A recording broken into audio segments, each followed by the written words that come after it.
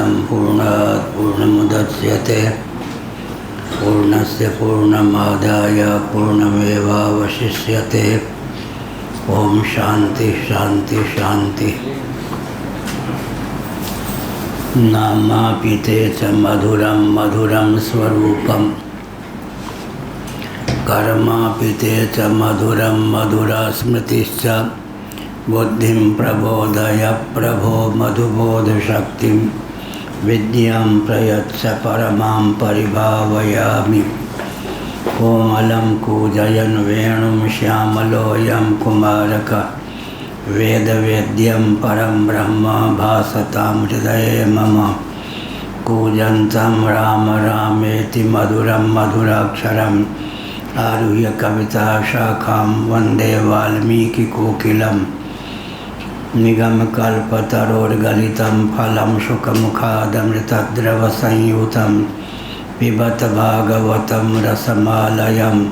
मुहुरहो रसिका भुवि भावुकाः तृणादपि सुनीचेन तरोरपि सहिष्णुना अमानिना मानदेन कीर्तनीय सदा हरि। नारायणाखिल गुरो भगवन्नमस्ते शिवाय नमः शिवलिंगाय नमः तन्मे मन शिव संकल्पमस्तु। इसमें दर्द रहता है। फिटकरी जानते? फिटकरी गुनगुना पानी, गर्म पानी, उस पर फिटकरी चला लिया, उससे गर्म पानी पे डाले ठीक हो जाए। दर्द को दूर करने के लिए फिटकरी हम तो रोज़ ही गुनगुना पानी में इतने बड़े फिटकरी हाथ में ले लेते हैं, डाली 50 बार घुमाते हैं, उससे स्नान करते हैं। कोई फोड़ा फुंसी नहीं, बिना साबुन के ही शरीर भी साफ रहता है, कोई रोग नहीं। फिटकरी 50 वर्षों से मेरा ये काम चल रहा वो काम से वृंदावन से ही करते थे। ये तो हो गया फिटकरी कांड। कौन सा पृष्ठ है?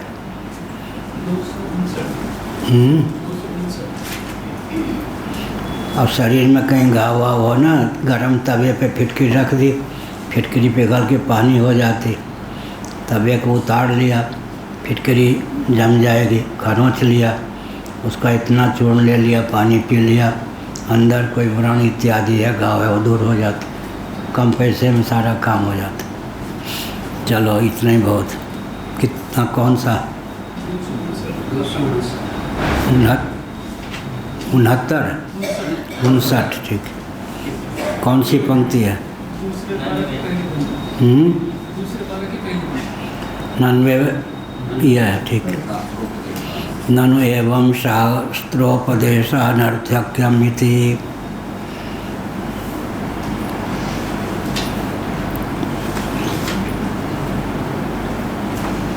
अनर्थ की निवृत्ति शास्त्रों का प्रयोजन है। तत्वदर्शी तो सबके आत्मस्वरूप ही सिद्ध होते हैं, उनका कोई कर्तव्य ज्ञातव्य प्राप्त विशेष नहीं रहता। फिर तो शास्त्र की उपयोगिता भी उनके प्रति निरस्त हो जाती है, यह अभिप्राय।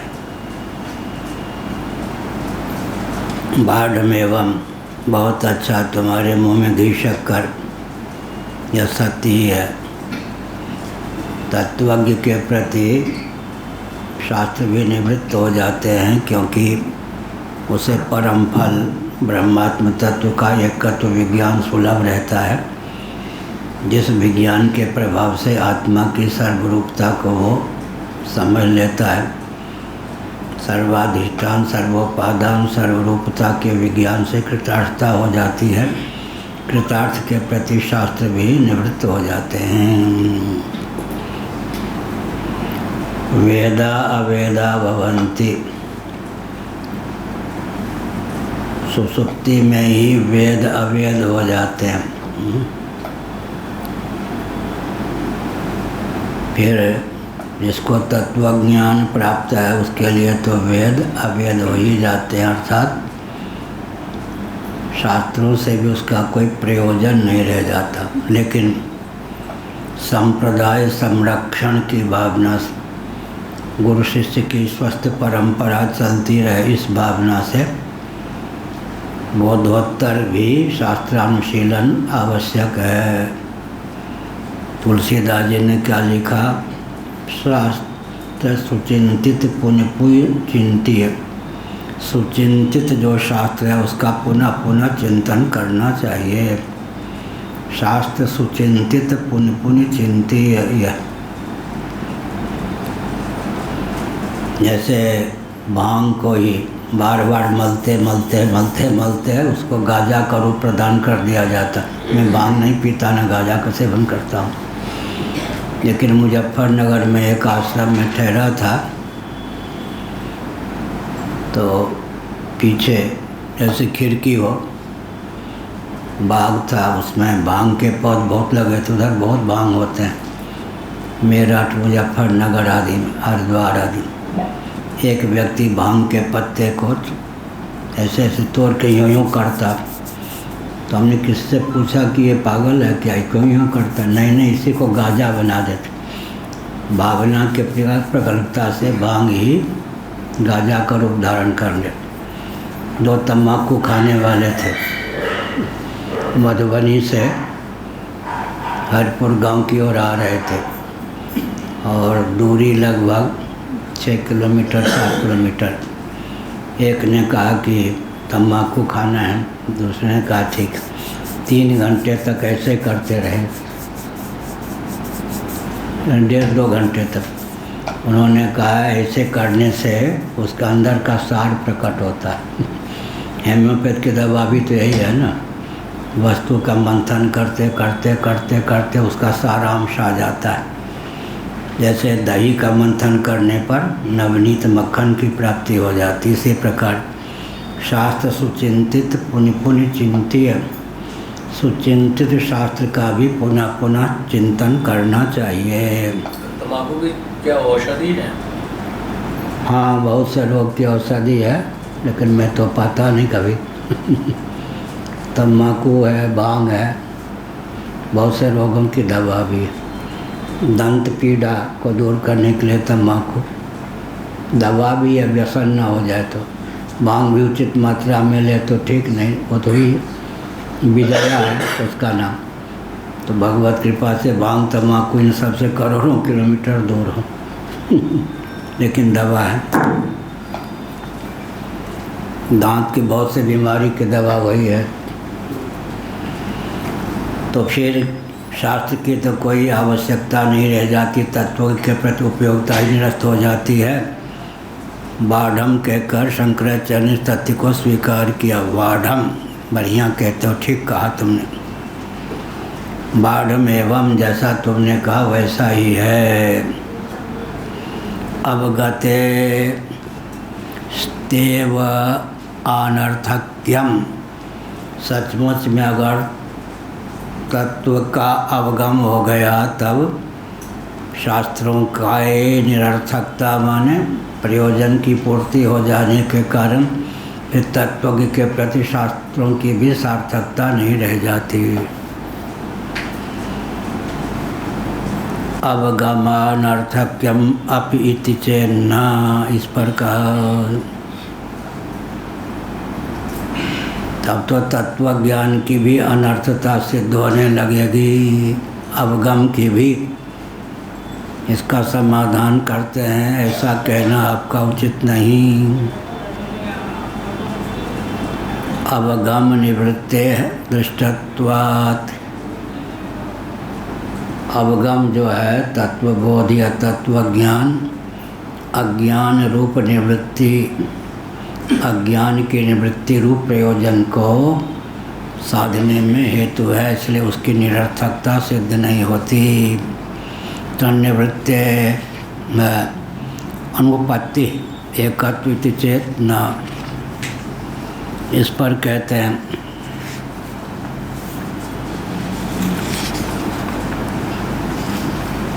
तत्वज्ञान का अज्ञान निवृत्ति रूप प्रयोजन। ज्ञान जो होता है वो कारक तो होता नहीं, लेकिन अज्ञान का विध्वंसक तो ही जाता है। इतने अंश में ज्ञान की भी कारकता चरितार्थ है। अज्ञान के कारण ही जिसकी अप्राप्ति है, ज्ञान मात्र से उसकी प्राप्ति होती है। विस्मित कंठाभरणवत कल कहा था।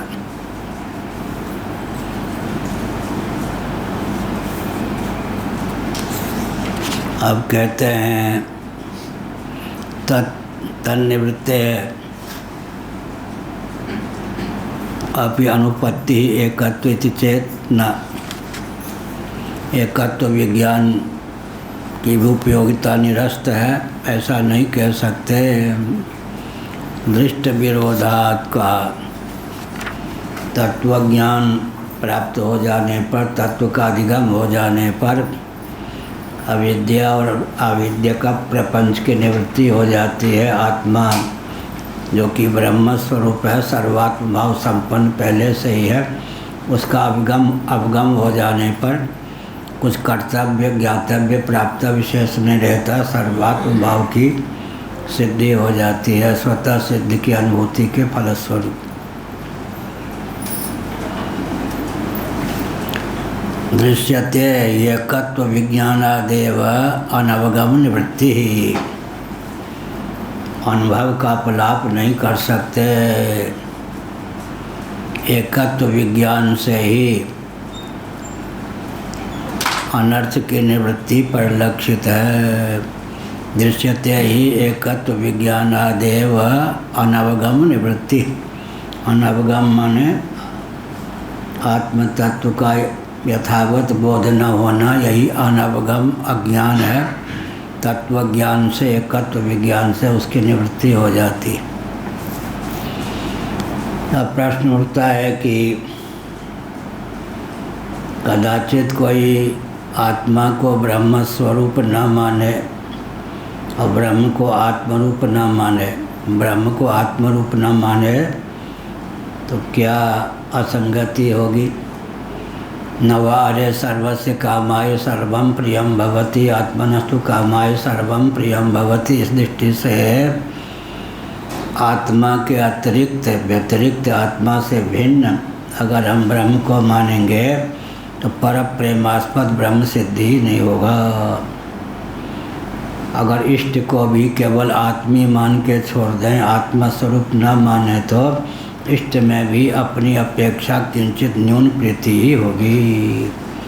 इष्ट भी माना और अपनी अपेक्षा न्यून प्रीति का विषय माना, कलंक हुआ या नहीं। इसलिए इस कलंक की निवृत्ति तभी हो सकती है जब परमात्मा तत्व को आत्मा स्वरूप ही जाना जाए। श्रीमद् भागवत के 11 स्कंद में बहुत बढ़िया उपदेश भगवान श्री कृष्णचंद्र जी ने उद्धव के प्रति किया। जो आस्तिक हैं, विवेकी हैं, केवल बातूनी नहीं हैं और भेदवादी हैं, वे ऊपर मेरी ओर निहारते हैं तो उन्हें भय होता है। कोई चूक हो गई, अपराध हो गया तो भगवान दंड दिए बिना नहीं रहेंगे। आस्तिक को तो भय होना चाहिए। नीचे भव की ओर निहारते हैं तो भव भटका न दे, भव सिंध में कहीं हम डूब न जाए। भगवान भी कष्टप्रद, उसके लिए भव भी उसके लिए कष्टप्रद होता है। इस कष्ट के निवारण का एकमात्र उपाय है कि आत्मा को ब्रह्म स्वरूप, ब्रह्म को आत्मा स्वरूप, आत्मा स्वरूप ब्रह्म में, ब्रह्म स्वरूप आत्मा में प्रकृति सहित प्रपंच की अध्यक्षता का चंचल निश्चय हो जाए। यह हुआ। दूसरी बात है कि द्वैत भयप्रद है ही। द्वितीयाद वही भयम भवति वृदर्णकी। वही माने निश्चित या निश्चित तथ्य है, सुनिश्चित सिद्धांत है कि द्वैत से भय होता है। इसकी व्याख्या वृत्ति जिसको कहते हैं, किंचित विवरण भागवत में है। भयम द्वितीयाभिनिवेशतः स्यात्।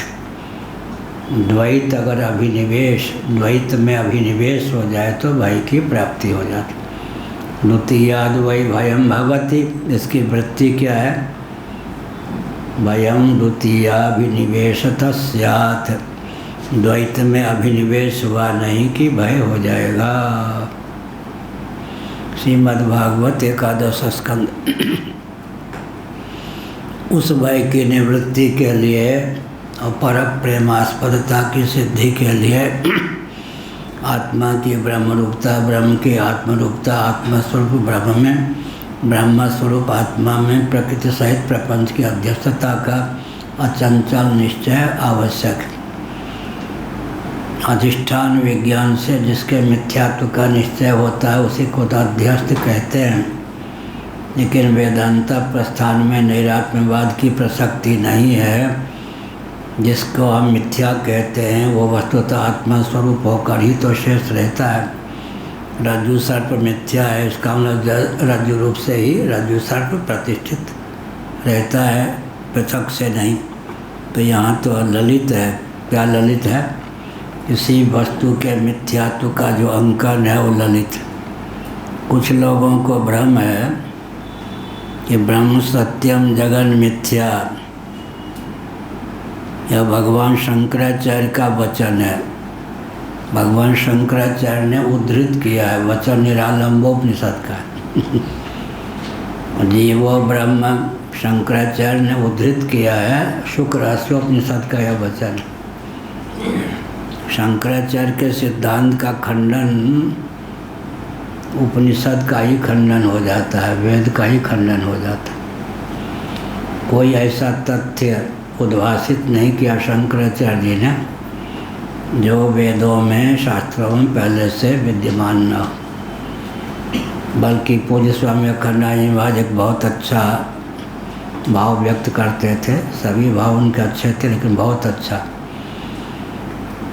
वो कहते थे कि चारवाकों ने, वेदों को प्रमाण न मानने वाले चारवाकों ने, जैनों ने, बौद्धों ने, और वेदों को प्रमाण मान करके भी अद्वैत को न मानने वाले वैशेषिक आदि विद्वानों ने उपनिषद के सिद्धांत को पूर्व पक्ष के रूप में उद्भासित किया है। अन्यत्र जो उपनिषदों का सिद्धांत पूर्व पक्ष के रूप में उद्भासित है वही तो शंकराचार्य के यहाँ उत्तर पक्ष के रूप में उद्भासित। इसलिए बहुत बढ़िया हुआ किसी ने युधिष्ठिर जी को समझाया महाभारत, आपका पक्ष तो अधर्म युक्त सिद्ध होता है। उन्होंने कहा नहीं, दुर्योधन से पूछ लो कि पांडवों का पक्ष धर्म का है या धर्म का, उसी को प्रमाण हम मान लेंगे। अगर दुर्योधन कहे, दुर्योधन से पूछा गया, बिल्कुल बेईमानी करके हमने उनकी संपत्ति का अपहरण किया, दमखम हो तो हमको मार के हमारी भी संपत्ति ले ले, अपनी संपत्ति के उपभोक्ता बन जाए। उनका पक्ष बिल्कुल न्याय का है, हमने अपहरण किया और क्या, इससे बढ़िया क्या होगा। दुर्योधन से पूछ लो कि पांडवों का पक्ष न्याय का है या अन्याय का, दुर्योधन ने कहा बिल्कुल न्याय का है, हमने अन्यायपूर्वक अपहरण किया है, दमखम हो तो हमको मारकर हमारी संपत्ति का उपभोक्ता बन जाए। उनका पक्ष न्याय का है, हमारा पक्ष अन्याय का है। पांडव गीता में क्या कहा? जानामि धर्मम न च मे प्रवृत्ति, जानाम्य धर्मम न च मे निवृत्ति, अंत में यथा नियुक्तोस्मि तथा भवामि। महाभारत में है यथा नियुक्तोस्मि तथा करोमि, यहाँ है भवामि। अर्थ है कही है, शब्दों में भेद। मैं धर्म को जानता हूँ, अधर्म को भी जानता हूँ, धर्म को धर्म ही जानता, अधर्म को अधर्म ही जानता। लेकिन मेरी लाचारी है, बेबसी है, उर्दू में लाचारी बेबसी। मेरी लाचारी है कि धर्म को धर्म, अधर्म को अधर्म जानता हुआ भी, अर्थात अधर्म में धर्म और धर्म में अधर्म बुद्धि विपर्य न होने पर भी अधर्म का ही अनुष्ठान कर सकता हूँ, धर्म का पालन नहीं कर सकता। कोई ऐसा देव है जो मुझे अनिच्छन्नपि पाप में नियोजित करता है। उस देव का नाम गीता में क्या है? अथ केन प्रयुक्तोऽयं पापम चरति पुरुषः अनिच्छन्नपि वार्ष्णेय बलादिव नियोजिता। उस देवता का नाम क्या है? काम ऐसा, क्रोध ऐसा, रजोगुण समुद्भव। वो देवता रजोगुण ही है। फिर काम ऐसा, क्रोध ऐसा, बहुत बढ़िया। दो वचन हैं गीता में, कामात् क्रोधो भी जायते। काम में विघात होने पर क्रोध की निष्पत्ति होती है। वहीं से अभी पाठ चल रहा है, ये देखो, पाठ में विघ्न नहीं डालना चाहिए नम्रता के नाम पर भी। मन हिंदी नहीं जानते होंगे, बैठ गेल भैंस पाइन में क्या कह रहे थे भाई? इधर किसी को आने मत। क्या कह रहे थे? जानामि धर्मम न च मे प्रवृत्ति, जानाम्य धर्मम न च मे निवृत्ति। वो कौन है? अथ केन प्रयुक्तोऽयं पापम चरति पुरुषानि छन्नपि वार्ष्णेय। विष्णु वंश में समुद्भूत श्री कृष्ण को कहा वार्ष्णेय, वर्षाने वाले। उधर हैं वर्षाने वाली, इधर हैं वर्षाने वाले। अथ केन प्रयुक्तोऽयं पापम चरति पुरुषः, काम ऐसा क्रोध ऐसा रजोगुण समुद्भव। काम ऐसा क्रोध ऐसा भी कहा, कामात् क्रोधो भी जायते भी कहा। काम में विघात पड़ने पर विघातक के प्रति क्रोध उत्पन्न होता है। कदाचित कोई विघातक न भी हो तो काम स्वतः भी क्रोध के रूप में परिणत हो जाता है। काम ऐसा क्रोध ऐसा, यूँ कहा कामात् क्रोधो भी जायते, काम ऐसा या क्रोध ऐसा। अगर काम हुआ, किसी वस्तु की इच्छा हो गई, तो क्रोध का मौलिक स्वरूप क्या है? विक्षेप। वो तो होगा ही क्या? काम जो है विक्षेप को उत्पन्न करेगा ही। विघात होने पर क्रोध का रूप धारण करेगा, लेकिन क्रोध का जो मौलिक स्वरूप है, प्राथमिक स्वरूप है, वो क्या है? विक्षेप। वो तो होगा ही। रजोगुण समुद्भव, महाशनो महापापमा, यह रजोगुण है। महाअशना, खूब कितना भी दो पेट नहीं इसका भरता है। और रजोगुण की स्थिति में व्यक्ति पापाचार किए बिना नहीं रहता। इसका मतलब यावत बृहत जठरम वाली बात नहीं रह जाती। और अधिक इसको मार के भी इसकी संपत्ति का भोक्ता बन जाओ। या हाँ जी, दृश्यते ही एकत्व विज्ञानादेव अनवगम निवृत्ति। एकत्व विज्ञान के बल पर ही अनवगम की निवृत्ति होती है। आत्म तत्व का यथावत विज्ञान न होना अनवगम है, उसकी निवृत्ति ब्रह्मात्म तत्व के एकत्व विज्ञान से होती भी है। दृष्ट फल, कुछ ऐसे कार्य होते हैं जिनका फल दृष्ट होता है, कुछ ऐसे होते हैं जिनका फल अदृष्ट होता है। स्वर्ग कामो यजेता, जो स्वर्ग चाहे वो याग करे, अमुक ढंग से अमुक याग करे। अब तो शास्त्र पर विश्वास करके ही कर सकते हैं, मरने के बाद स्वर्ग होगा या शास्त्र में। लेकिन अभी भोजन आदि करेंगे तो तत्काल ही क्षुण निवृत्ति, भूख की निवृत्ति होगी, देहली प्राणांतकरण पुष्टि का संसार होगा। अभिमत भोजन मिल जाने पर तृप्ति भी होगी। दृष्ट फल। ऐसे ही संसार में ये जो तत्व ज्ञान है, ये सब जो अध्यात्म है, दृष्ट फल का अर्थ क्या हुआ? अगर कोई जीवन काल में तत्व ज्ञान नहीं हुआ तो अदृष्ट फल क्या? सुनने से भी सैकड़ों अश्वमेध का पुण्य प्राप्त होता है। ये लाभ है। और कहीं तत्व ज्ञान हो गया तो भवसिंधु से मुक्ति ही हो जाते हैं। सुनने पर, सुनाने वाला ऐसा हो कि अधिकृत व्यक्ति के हृदय में कर्म उपासना आदि के प्रति अनास्था उत्पन्न न करे, अनारी न हो। सुनने से फिर अश्वमेध आदि का पुण्य प्राप्त होता है। कहीं सुना हुआ हृदयंगम हो जाए तो देहि सद्य फल प्रकट प्रभाव, तो मोक्ष ही मिल जाता है। जन्म मृत्यु के अनादि अजस्र परंपरा का अत्यंतिक उच्छेद हो ही जाता है। यह कहा न च दृष्ट विरोधा, यही हुआ।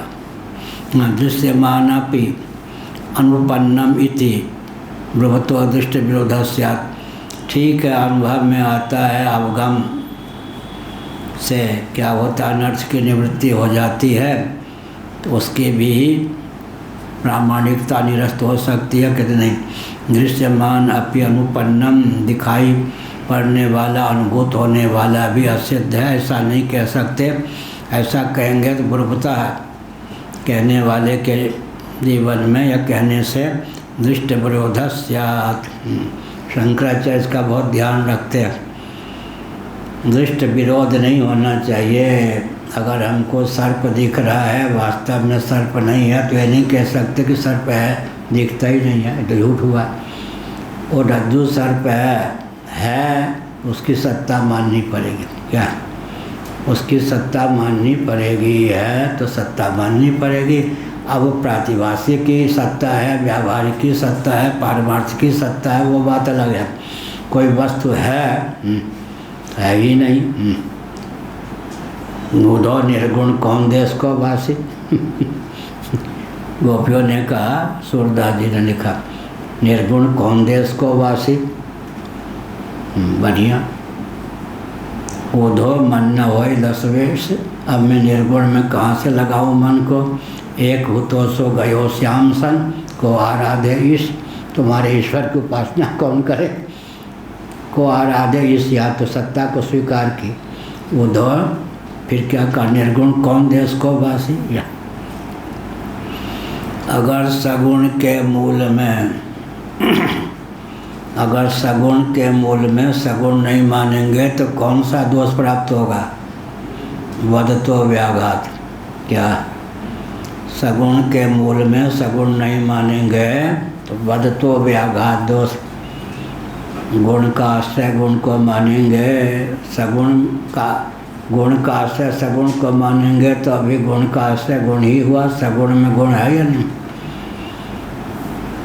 तो गुण का आश्रय सगुण को मानने पर कौन सा दोष प्राप्त हुआ?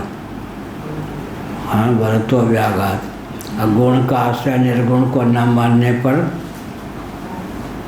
आत्माश्रय दोष, अन्योन्याश्रय दोष, चक्रक दोष, अनवस्था दोष। उधर 4 दोष हैं, इधर 1 दोष है। तो फिर क्या हो? निर्गुण में जो गुण हैं कल्पित तादात्म्य संबंध से स्थित हैं, सभी दोषों का निवारण हो गया। निर्गुण में जो गुण हैं वो कल्पित तादात्म्य संबंध से सन्निहित हैं। जो दृश्यमान है, दृष्टिगोचर है, उसकी तो सिद्धि करनी ही पड़ेगी कि वो व्यावहारिक धरातल पर है या प्रातिभाषिकी उसकी सत्ता है या पारमार्थिकी सत्ता है। कोई वस्तु दिख गई तो उसकी संगत लगानी पड़ेगी। है ही नहीं, ये नहीं कह सकते हम। यहाँ माइक है तब इसको कहीं नहीं है, ऐसा कैसे कह सकते? बहुत बढ़िया। दृष्ट विरोध नहीं होना चाहिए। न च दृष्ट विरोध केनचित अपि अभ्युपगम्यते। सार्वभौम सिद्धांत। जो दृष्ट का विरोध है किसी के मत में भी वो अभिमत या स्वीकृत नहीं है। या केनचित अपि अभ्युपगम्यते न अपि अभ्युपगम्यते, केनचित अपि अभ्युपगम्यते। अगर दृष्ट का है, दृष्ट विरोध कोई भी स्वीकार नहीं करता, अर्थात दृष्ट है तो उसको मानना ही पड़ेगा। किस स्तर का दृष्ट है ये तो मानेंगे।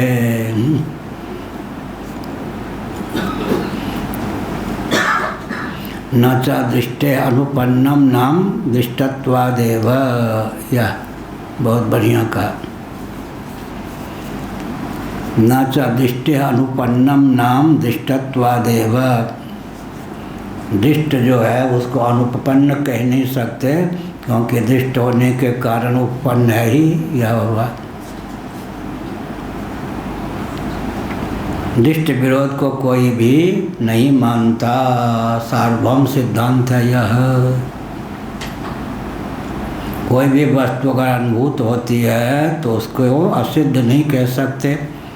अनुभूत होने पर, दृष्ट होने से असिद्ध तो नहीं कह सकते, सिद्ध है। अब किस कोटि का है उसका निरूपण अलग से हुआ।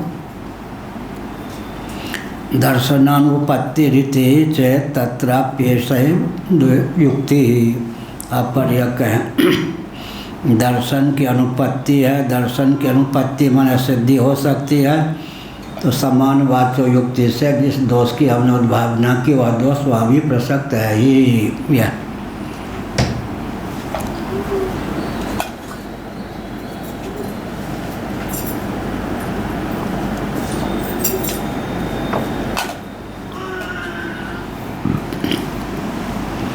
इस प्रकार के ज्ञान विज्ञान से क्या लाभ होता है?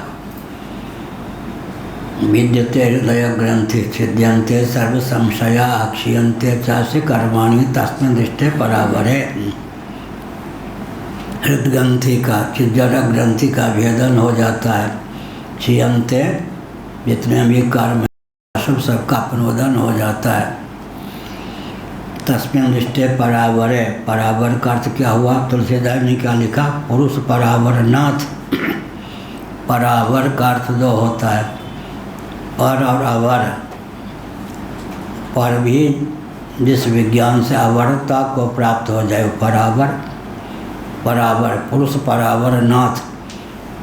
तस्मिन् दृष्टे परावरे, पर और अवर दोनों, पर और अवर दोनों, कारण और कार्य दोनों, कारणातीत और कारण दोनों। यह पर भी जिसकी दृष्टि से अवर हो गया, अन्यों की दृष्टि जो पर है, अन्यों की दृष्टि में जो पर है वह भी किसी के लिए अपर हो जाता है। यह जैसे हमने एक दिन कहा था, विवेक वैराग्य षट्क संपत्ति संपन्न कोई व्यक्ति है तो वैशेषिक दर्शन के अनुसार वह मुक्त माना जाएगा या नहीं? चैतन्य जी, न्याय दर्शन के अनुसार, योग दर्शन के अनुसार, सांख्य दर्शन के अनुसार।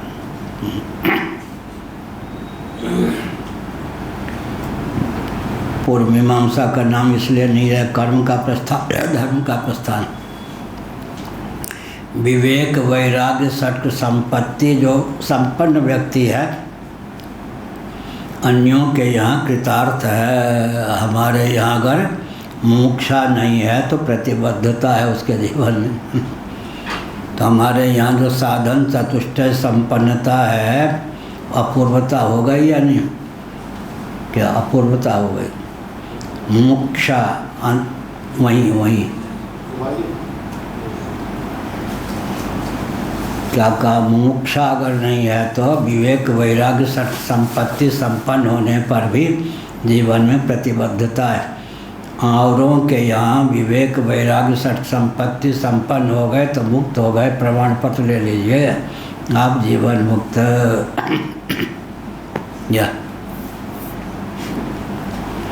वेदांत में अगर विवेक वैराग्य षट् संपत्ति संपन्नता के बाद मोक्षा नहीं है तो प्रतिबद्धता है, बंधन और पुष्ट है, मोक्षा होनी चाहिए। तो वेदांतियों के यहाँ मोक्षा अपूर्व पदार्थ है या नहीं? कहो भाई, क्या कहा?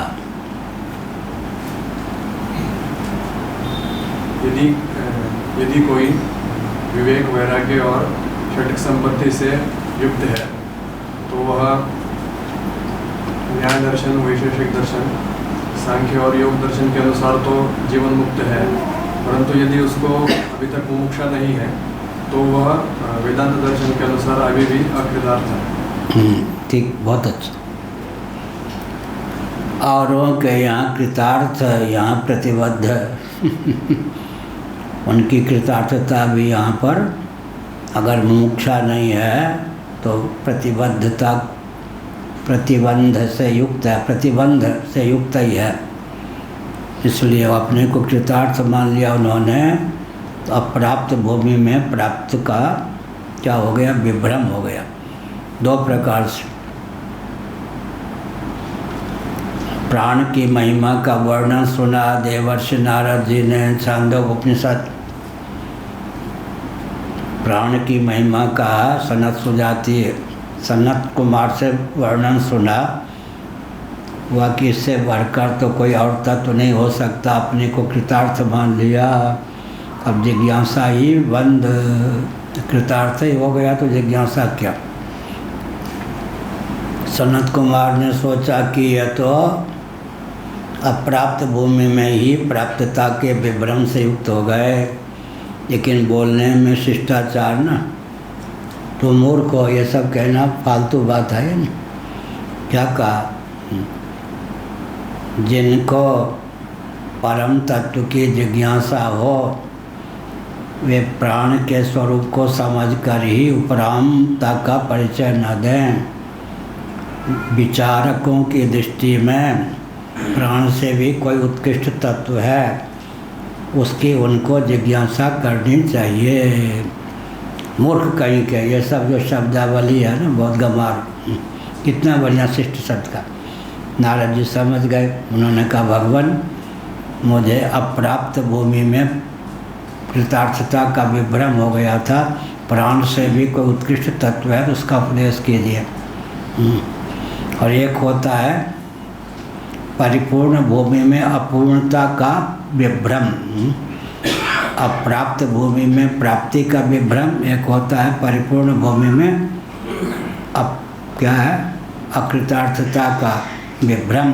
जैसे सुखदेव जी को, भगवान सुखदेव, उनके पिताजी ने तत्व का उपदेश दिया, इसलिए लिखा है कि पिता कितने विद्वान हो अपने बेटे को दूसरे के पास पढ़ने भेजें, पिता ही से वो कुछ न कुछ तो गिनेगा नहीं। लाड़ प्यार पुत्र के प्रति होता है, राग होता है।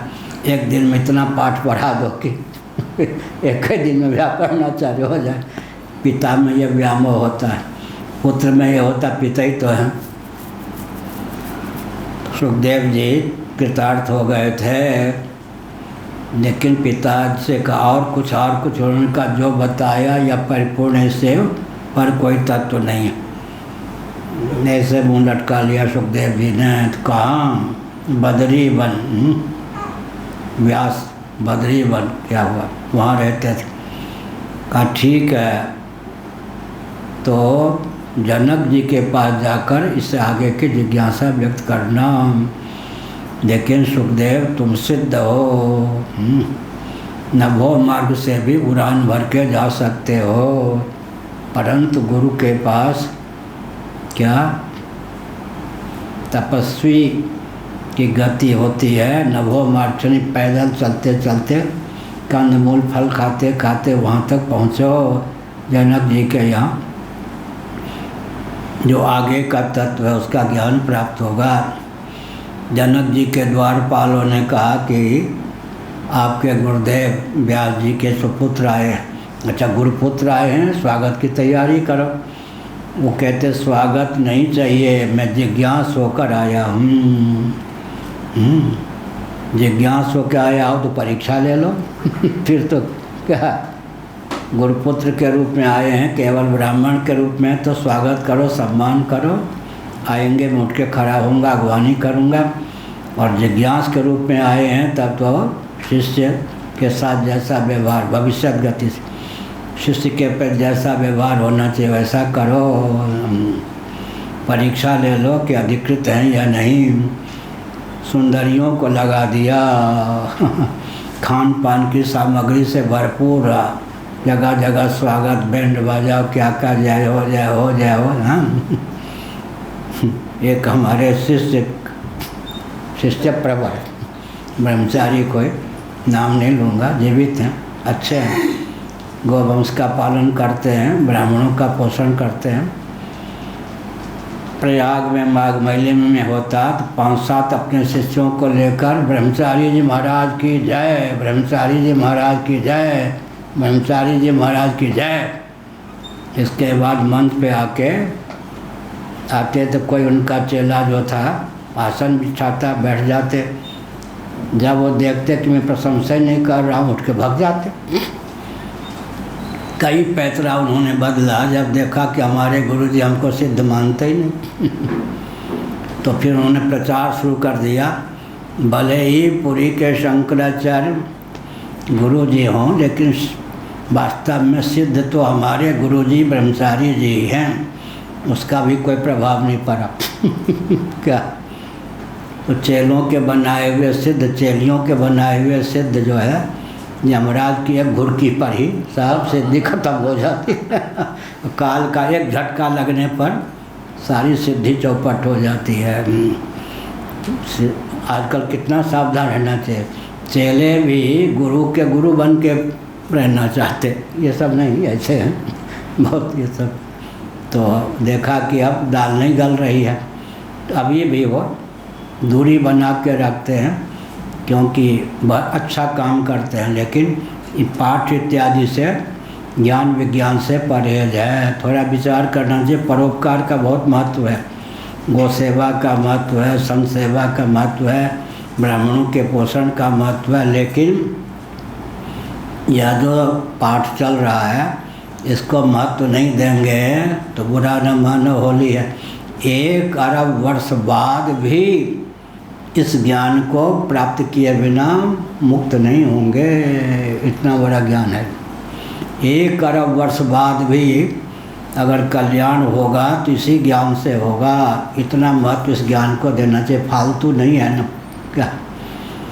इस ज्ञान को प्राप्त किए बिना 1 अरब वर्ष बाद भी मुक्त नहीं होंगे। आखिर उस समय भी मुक्त होंगे इस ज्ञान के बल पर ही। तो अवसर प्राप्त होने पर भी जो इस प्रकार के ज्ञान विज्ञान की उपेक्षा करता है, परोपकार के नाम पर सही, गोपालन के नाम पर सही, ब्राह्मण संरक्षण के नाम पर सही, वो तो आत्महत्यारा हो ही गया, बुरा न मानो होली है। इसलिए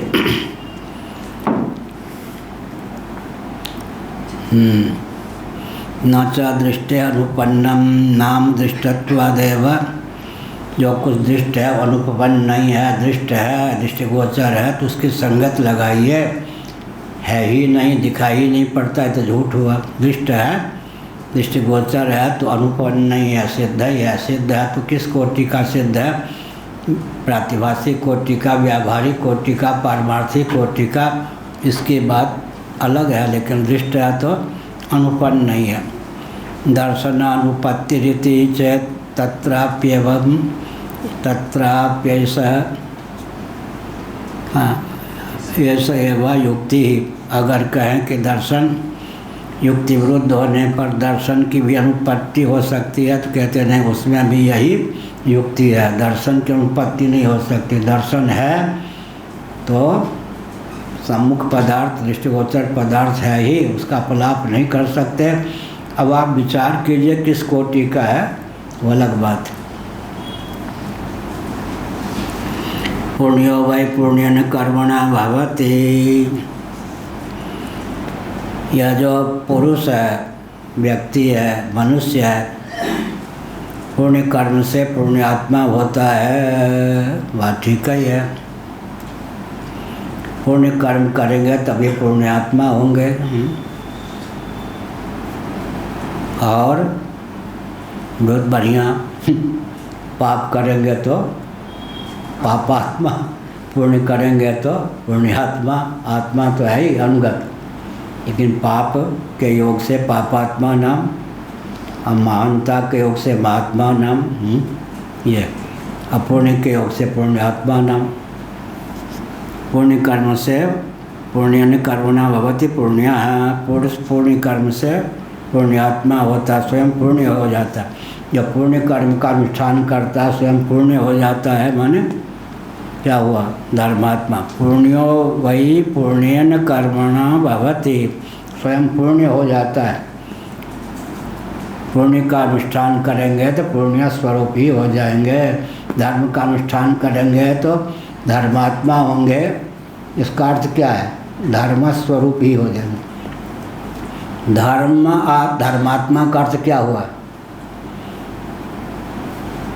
धर्म रूप। यहाँ आत्मा का अर्थ क्या हो जाएगा? रूप। धर्मात्मा का अर्थ क्या हुआ? जो आत्मा धर्म से युक्त है। नहीं, धर्मात्मा माने धर्म रूप। आत्मा शब्द का प्रयोग रूपार्थक हो जाता है। पापात्मा माने पाप रूप, धर्मात्मा माने धर्म रूप। महात्मा माने महानता संपन्न, महद्रूप, ये कह सकते हैं। पुण्यो वै पुण्यन कर्मणा भवति, ये पुण्यात्मा है, माने पुण्य स्वरूप ही हैं, पुण्य रूपी हैं। तम विद्या कर्मणि समन्वय अभेते, यह कहा।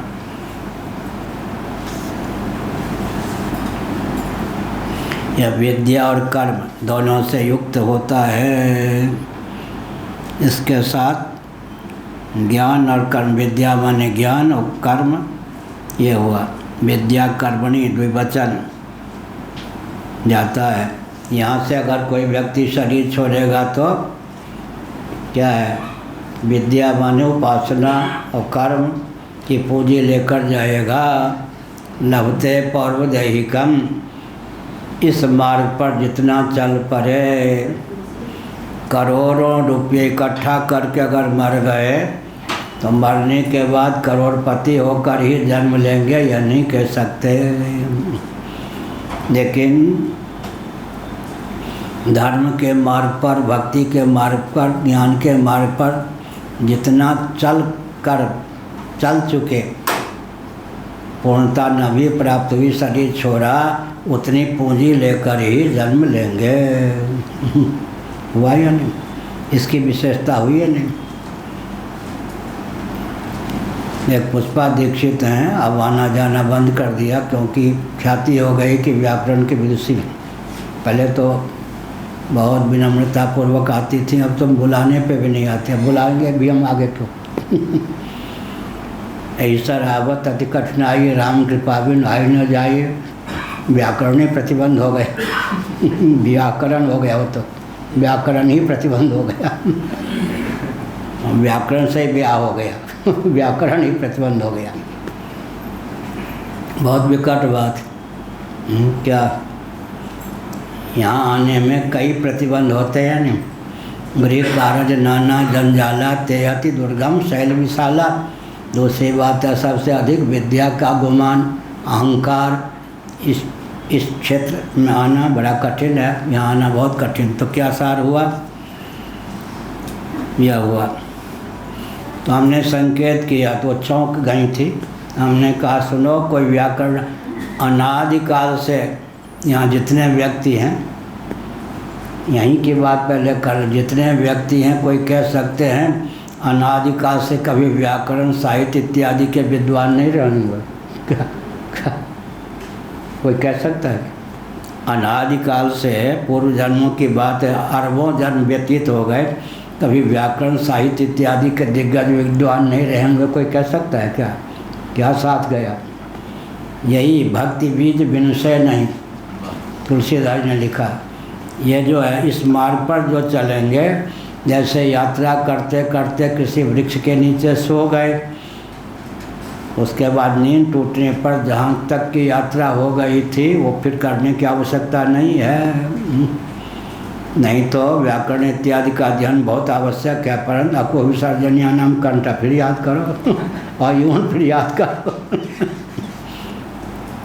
यही एक ऐसी विद्या है, जितनी निष्ठा लेकर के शरीर छोड़ेंगे उतनी निष्ठा लेकर ही जन्म होगा। बहुत बढ़िया। मेरे पास केवल पाठ्य पुस्तकें थी। भगवत कृपा से किसी ने गीता प्रेस की कोई हिंदी अनुवाद से गीता दे दी। विद्यार्थी जीवन दिल्ली में हमने पढ़ना शुरू किया तो छठे अध्याय को जो योगा भ्रष्ट का वर्णन आया तो हमारी प्रज्ञा सब खुल गई। अरे वाह, ये तो सब है ही, यही है। इसलिए इस मार्ग पर जहाँ जितना चल के शरीर छोड़ेंगे, पूर्णता न भी हुई, उतनी पूंजी लेकर ही जन्म होगा। लभते पौर्वदैहिकम। वामदेव जी के तो गर्भ में ही उद्बोधन हो गया, वहीं पर निष्ठा पे कट हो गई। यह हुआ। क्या कह रहे हैं? क्या कहते? गर्भ में पुरुषार्थ की योग्यता तो होती नहीं। शयन, गर्भ में शयन करते ही नहीं लिखा है क्या? वामदेव जी के लिए उपनिषद में।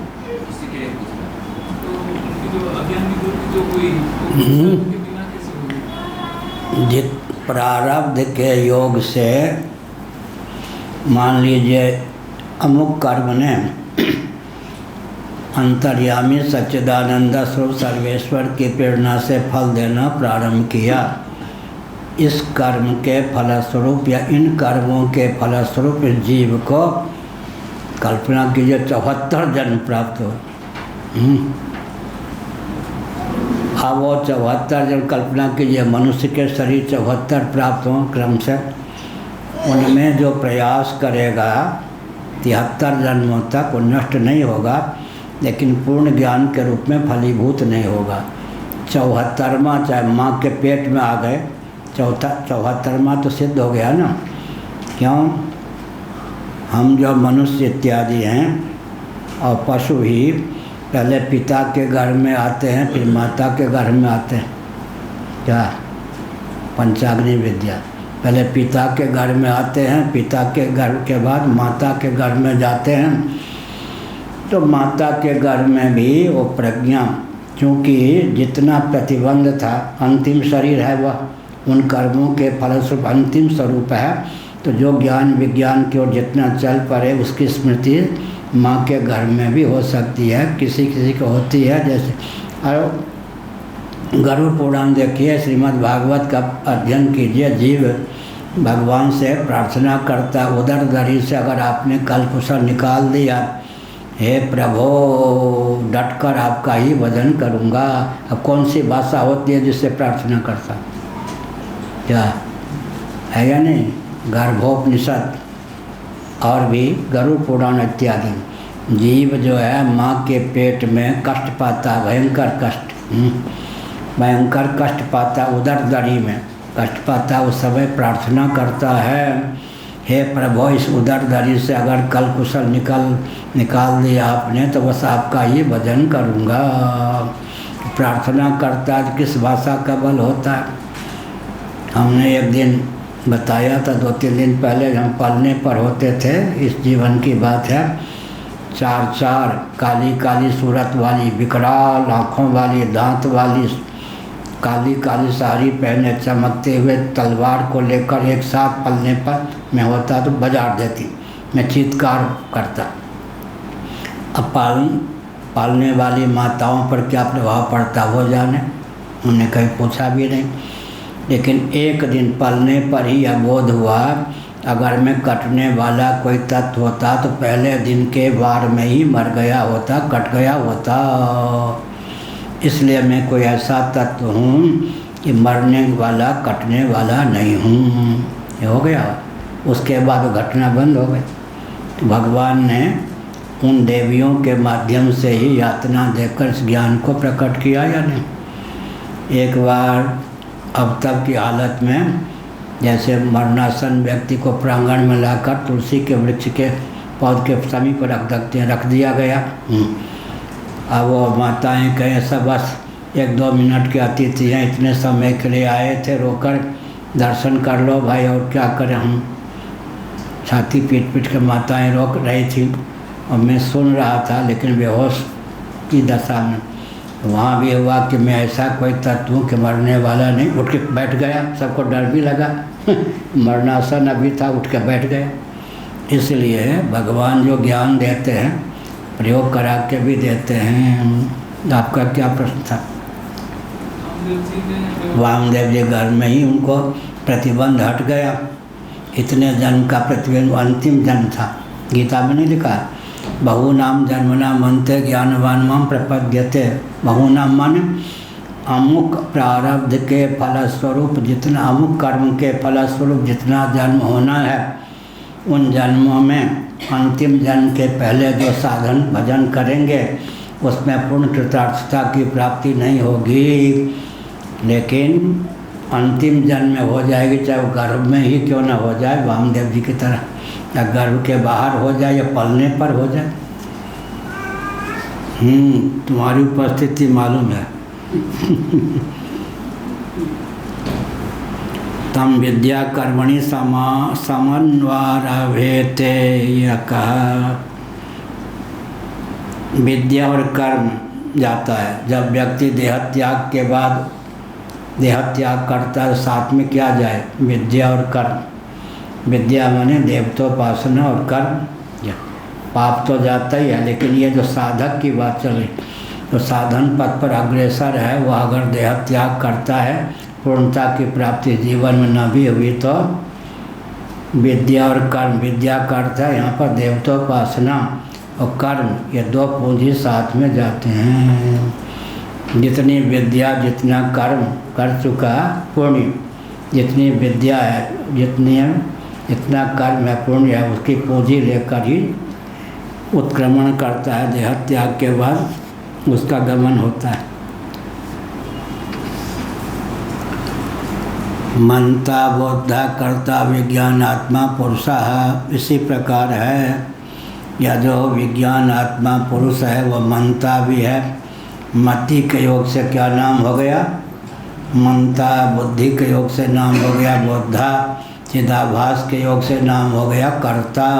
या वैसे विज्ञानम यज्ञम तन्ते कर्माणि तन्ते पिछा, विज्ञानमय कोष को लेकर कर्तृत्व तथा कर्ता तत्व भोक्ता गुहाशयम परंपरा पंचदशी, आनंदमय कोष को लेकर भोक्तृत्व की सिद्धि होती है। तथापि यहाँ पर मनता बोधा कर्ता अलग अलग लिखा, तो उपाधि में भेद कर लेंगे। मति के योग से हम क्या हो गए? गति के योग से घनता, ठीक। और दान के योग से दाता, ठीक है। अब मांगने लग गए तो मंगता मंगता। मति के योग से मनता, बुद्धि के योग से बोधा। कर्ता फिर क्यों कहा? चिदाभास के योग से कर्ता हो गए। विज्ञान आत्मा पुरुष, यह जो विज्ञान आत्मा है यह हुआ। बुद्धि प्रधान जीव का नाम है विज्ञान आत्मा। विज्ञानम यज्ञम तन्ते कर्माणि तन्ते पिछा, साधिष्ठान साभास बुद्धि का नाम है विज्ञान। विज्ञानम यज्ञम तन्ते कर्माणि तन्ते पिछा। इसी पर स्वामी वामदेव महाराज ने एक बार हमसे पूछा, एकांत की बात, यह नहीं कि वो जिज्ञासु विचार विमय में मित्र के समान ही व्यवहार करते। वैसे मैंने 2.5 वर्षों तक उनसे पढ़ा, ये क्या विज्ञानम यज्ञम तन्ते कर्माणि तन्ते पिछा। यह तो हमने कहा साधिष्ठान साभास बुद्धि का नाम यहाँ पर विज्ञान है, उसी में कर्तृत्व है। विज्ञान साधिष्ठान साभास बुद्धि को लेकर कर्तृत्व है, केवल बुद्धि को लेकर नहीं। साधिष्ठान साभास चिदाभास की 7 भूमिकाएँ हैं, यानी अज्ञान, आवरण, परोक्ष ज्ञान, अपरोक्ष ज्ञान, शोकापगम, निरंकुशा तृप्ति, अज्ञान, आवरण, फिर विक्षेप। अज्ञान, आवरण, विक्षेप, फिर परोक्ष ज्ञान, अपरोक्ष ज्ञान, शोकापगम और निरंकुशा तृप्ति। चिदाभास की 7 अवस्थाओं का वर्णन कहाँ है? पंचदशी नामक ग्रंथ में। लेकिन यहाँ पूर्व पक्ष उपस्थित होता है, चिदाभास तो विक्षेप कोटि प्रविष्ट पदार्थ है। क्या कहा चैतन्य जी? चिदाभास क्या है? विक्षेप कोटि प्रविष्ट पदार्थ। हाँ, ठीक कहा, बढ़िया। पूना ठीक चल रहा। चिदाभास क्या? विक्षेप कोटि प्रविष्ट, शिष्य कोटि प्रविष्ट, विक्षेप कोटि प्रविष्ट का है पदार्थ है। तो उस अज्ञान और आवरण और अज्ञान, इससे तो पूर्व की अवस्था, तो चिदाभास की अवस्था इनको कैसे मान लें? पंचदशी ने अज्ञान, आवरण, विक्षेप, परोक्ष ज्ञान, अपरोक्ष ज्ञान, शोकापगम, निरंकुशा तृप्ति। शोक का अपगम हो गया, निरंकुश तृप्ति की अभिव्यक्ति हो गई। तो इसमें प्रश्न उठाया पंचदशीकार ने, अज्ञान और आवरण के बाद विक्षेप होता है। चिदाभास तो विक्षेप कोटि प्रविष्ट तत्व या पदार्थ है। अज्ञान और आवरण को उसकी अवस्था कैसे मानेंगे? उत्तर क्या दिया? कूटस्थ आत्मा की अवस्था तो मान नहीं सकते। पारिशेष्य न्याय से चिदाभास की अवस्था सिद्ध होती है। आरती पर पड़ती मेघडम्बर पर छाया, बाप रहतीन पेट में तो पूत गलखिन गाया कि भले झाजी। इसका अर्थ क्या हुआ? आरती पर पड़ती मेघडम्बर पर छाया, बाप रहतीन पेट में तो पूत गलखिन गाया। वे बोलेंगे, देखो पहली बार बोलेंगे, क्या हुआ? बैठिए। हाँ, छाते पर छाया, बाप रहतीन पेट में तो पूत गलखिन गाया, किसको कहेंगे? कपास को। सेमल और कपास अरती पर पड़ती उल्टे हुआ ना, मेघडम्बर पर छाया, छाते के ऊपर छाया, छाता के नीचे छाया ना। अरती पर पड़ती, अरती पड़ती जानते हैं ना, परी हुए भूमि, उर्वर नहीं। अरती पर पड़ती मेघडम्बर पर छाया, बाप रहतीन पेट में था पूत गलखिन गाया। सेमल देखा है, फलाकृति पहले होती है, पुष्प किया है। कपास, कपास को मैथिली में क्या बोलते हैं? बांग। कपास में फल, फलाकृति पहले होती है, फूल की आकृति बाद में होती है। इसलिए ये अरती पर पड़ती मेघडम्बर पर छाया, बाप रहतीन पेट में तो पूत गलखिन गाया। कपास परीक्षा लेने के लोग पूछते हैं, सेमल भी कह सकते हैं। मनता बोधा कर्ता विज्ञानात्मा पुरुषा, मति के योग से मनता, गति के योग से क्या नाम हो गया? और श्रुति के योग से श्रोता, और दान के योग से दाता, और बुद्धि के योग से बोधा, स्मृति के योग से स्मरता, ये हुआ है ना। रस के योग से रसयिता, रसन के योग से रसयिता, यह दृष्टि के योग से दृष्टा, यह हुआ या नहीं?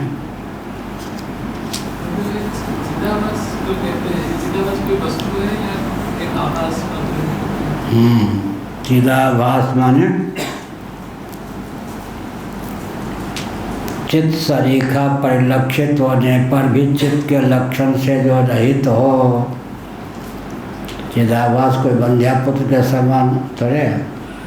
चिदाभास की जब 7 अवस्थाएं हैं तो चिदाभास हो है या नहीं? चिदाभास माने आभास, प्रतिबिंब, छाया, 3 शब्द ध्यान में रखिए। क्या पंचदशी में उपनिषदों में 3 शब्दों का प्रयोग हुआ है। चित छाया समावेशात पंचदशी, चित छाया, चिदाभास और चित प्रतिबिंब, तीनों शब्दों का प्रयोग। चित छाया भी कहते हैं, चिदाभास भी कहते हैं, चित प्रतिबिंब भी कहते हैं। प्रतिबिंब और छाया में कुछ अंतर है। दर्पण के योग से है आपका मुख छाया के रूप में प्रकट होगा या प्रतिबिंब के रूप में? और जो चलते हैं उस समय जो शरीर या मुख प्रतिफलित होता है धूप पर, वो छाया।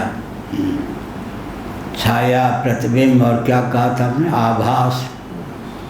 आभास नीचे तो छाया छाया है, प्रतिबिंब प्रतिबिंब है और आभास आभास है। लेकिन मूल में सबको बिंब ही कहेंगे या नहीं? बिंब, बिंब, बिंब का आभास होता है, बिंब की छाया होती है, बिंब का प्रतिबिंब होता है, इसलिए मूल में बिंब ही है। चित छाया समावेशा, चिदाभास होगा या नहीं? पंचदशी करने इस पर विचार किया। चिदा मुर्दा शरीर है, उसमें कूटस्थ ब्रह्म आत्मा है या नहीं? है। अच्छा, फिर उसका नाम शब्द क्यों है? चिदाभास नहीं है। चित्त का विव्यंजक संस्थान अंतःकरण नहीं है तो चिदाभास भी नहीं है। इसलिए मुर्दा में स्वभावच्छिन्न चैतन्य आत्म तत्व जब व्यापक है या परमात्म तत्व व्यापक है तो मुर्दा में भी है या नहीं? लेकिन मुर्दा मुर्दा क्यों है? कल कहा था अभिव्यंग की अभिव्यक्ति अभिव्यंजक के अधीन होती है, अभिव्यंजक के तारतम्य से अभिव्यंग की अभिव्यक्ति में तारतम्य होता है। विद्युत की अभिव्यक्ति बल्ब और बादल के अधीन होती है, बल्ब और बादल के तारतम्य से विद्युत की अभिव्यक्ति में तारतम्य होता है। ऐसे ही यहाँ क्या हुआ? चिदाभास, चित्त का आभास। तो अब श्रुति सम्मत है या नहीं चिदाभास? माया भासेन जीवेशव करोति कालिका, नृसिंह पूर्व तापिनी उपनिषद में। माया भासेन जीवेशव करोति, माया जो है चिदाभास के योग से ईश्वर और जीव भाव को अभिव्यक्त करती है। माया भासेन जीवेशव करोति नृसिंह पूर्वतापनी उपनिषद। नृसिंह पूर्वतापनी उपनिषद पर शंकराचार्य का भाष्य है। उत्तर तापनी उपनिषद पर विद्यारण्य स्वामी जी माधवाचार्य जी का भाष्य है। माया भासेन जीवेशव करोति नृसिंह पूर्वतापनी उपनिषद का वचन है। चिदाभास नहीं मानेंगे तो कूटस्थ बेनिर्विकार चिद्रूप होने के कारण, और शरीर जड़ है तो कर्तृत्व इत्यादि की निष्पत्ति बुद्धि आदि जड़ भी है, इसलिए बीच में चिदाभास को मानते हैं। आभास का अर्थ क्या हुआ? चित्त प्रतिबिंब। एक दिन बताया था अभिव्यंजक संस्थान जो बुद्धि है वो भी निराकार है। बुद्धि निराकार है या साकार? निराकार। कूटस्थ भी निराकार है, चिदाभास भी निराकार है। तो निराकार का निराकार में जो प्रतिबिंब होगा वो साकार होगा या निराकार होगा? बुद्धि भी निराकार, कूटस्थ भी निराकार। कूटस्थ रूप जो कूटस्थ बने प्रत्येगात्मा, निरुपाधिक आत्म तत्व का नाम कूटस्थ है, वो भी निराकार है। बुद्धि भी निराकार है। निराकार का निराकार में प्रतिफलन हो सकता है या नहीं, इस पर विचार किया गया। पर निराकार का प्रतिफलन हो सकता है या नहीं, शब्द निराकार है या नहीं, लेकिन गुफा में उसकी प्रतिध्वनि हो जाती है, तो निराकार का भी प्रतिफलन होता ही है। ऐसा ही निराकार अंतःकरण भी है। निराकार क्या है? कूटस्थ तत्व भी है, उसका आभास हो सकता है। चित्त के लक्षण से रहित होने पर चित्त सरीखा परिलक्षित हो, और जो काम चित्त न कर सके उस काम को कर दे। क्या भगवान सूर्य नभोमंडल में विद्यमान जो आदित्य है, दीवाल इत्यादि को सामान्य रूप से प्रकाशित करते हैं, यानी सूर्य भगवान रश्मियों के योग से, लेकिन दर्पण में जब उनका प्रतिफलन होता है, नभोमंडल में विद्यमान सूर्य को क्या कहते हैं? खादित्य। ख माने आकाश। और दर्पण में प्रतिफलित सूर्य को क्या कहेंगे? दर्पणादित्य। खादित्य से सामान्य रूप से प्रकाशित जो दीवाल इत्यादि, उनको दर्पणादित्य विशेष रूप से प्रकाशित कर देता है या नहीं? तो समान रूप से प्रकाशन किसका काम हुआ? खादित्य का। और विशेष रूप से प्रकाशन किसका काम हुआ? दर्पणादित्य का। अंतर हुआ या नहीं? ऐसे ही सामान्य रूप से चित्त सामान्य के द्वारा प्रकाशित जो भाव हैं, वस्तु हैं, उनको विशेष रूप से उद्भाषित करने की क्षमता चिदाभास में है। चित्त भी निराकार, चित्त भी निराकार, चिदाभास भी निराकार। निराकार की अर्थक क्रियाकारिता होती या नहीं? कर्मेंद्रियाँ निराकार हैं या साकार? ज्ञानेंद्रियाँ निराकार हैं या साकार? प्राण निराकार है या साकार? अंतःकरण निराकार है या साकार? और अभिव्यंजक संस्थान गोलक वो साकार, और अभिव्यंग निराकार। निराकार को भी अभिव्यक्त करने की क्षमता साकार में हो गई या नहीं? और निराकार को व्यक्त करने की क्षमता निराकार में भी है। बुद्धि भी निराकार और चित्त तत्व भी निराकार। तो जैसे बुद्धि जो है चित्त सामान्य को व्यक्त करने में समर्थ होने के कारण चिदाभास को व्यक्त कर सकती है, चित्त को चिदाभास के रूप में। निराकार में भी अभिव्यक्त करने की क्षमता होती है, और साकार में भी होती है। हमारा आपका शरीर साकार है, इसके बाह्य भाग में पंच ज्ञानेंद्रियों को, पंच कर्मेंद्रियों को व्यक्त करने के संस्थान हैं। आभ्यंतर भाग में पंच प्राणों को, अंतःकरण पंचक या चतुष्टय को व्यक्त करने के संस्थान हैं। अभिव्यंजकता निराकार में ही नहीं, साकार में भी है। साकार में ही नहीं, निराकार में भी है। ओम पूर्णमद पूर्णमिदं पूर्णात् पूर्णमुदच्यते पूर्णस्य पूर्णमादाय पूर्णमेवावशिष्यते। ओम शांति शांति शांति। अभी आएंगे।